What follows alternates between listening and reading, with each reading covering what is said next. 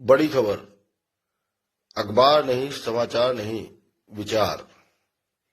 नमस्कार दोस्तों, मैं रोशन लाल शर्मा।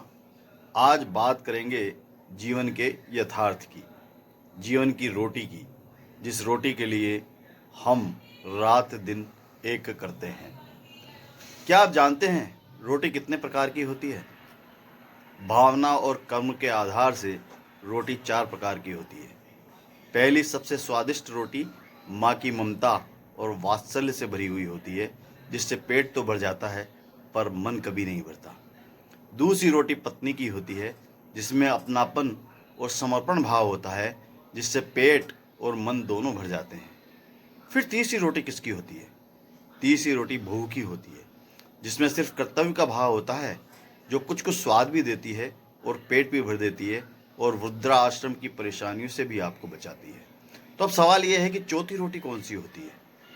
चौथी रोटी नौकरानी की होती है, जिससे ना तो इंसान का पेट भरता है, ना ही मन तृप्त होता है और स्वाद की तो कोई गारंटी ही नहीं है। तो फिर हमें क्या करना चाहिए? माँ की हमेशा पूजा कीजिए, पत्नी को सबसे अच्छा दोस्त बनाकर जीवन जिए, बहू को अपनी बेटी समझो और छोटी मोटी गलतियों को नज़रअंदाज कर दो।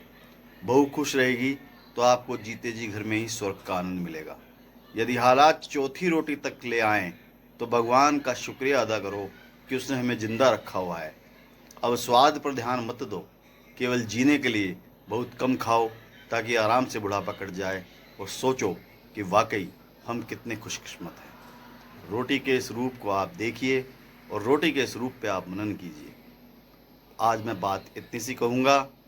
मैं ये नहीं कहूँगा कि आप मेरे इस चैनल को सब्सक्राइब कीजिए। यदि आपको लगता है कि मैंने बात अच्छी कही है तो आप इसे सब्सक्राइब कीजिए।